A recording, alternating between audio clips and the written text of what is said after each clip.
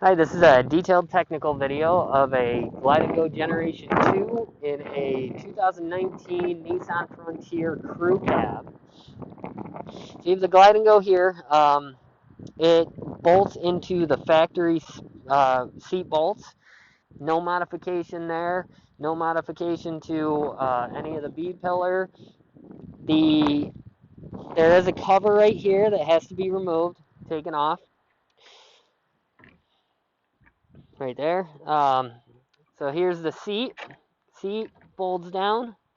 The seat is removable in case you have someone else driving and you need to get it out of the way. You can take that out. Okay. Over here, you have your safety handle for when you're riding the unit up.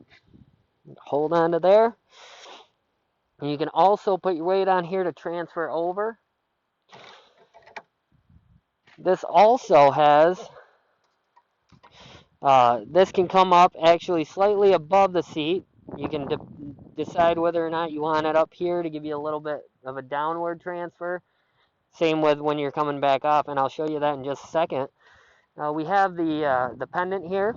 On the pendant, you have a button up here, and what that does is that turns the pendant on and off. So as you ride that up, now you could stop right here if you wanted to do a level transfer, but with this one, it does go a little bit further. And if you wanted to go downward, you could do that. Same with transferring this way. You could either go level, or if you wanted to come down a little bit, you can do that too. Ride that down. We'll turn that off. Hold that right up.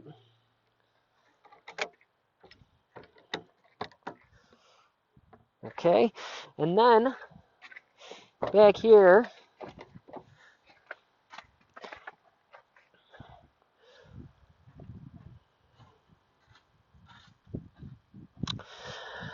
this does mount into the B-pillar here.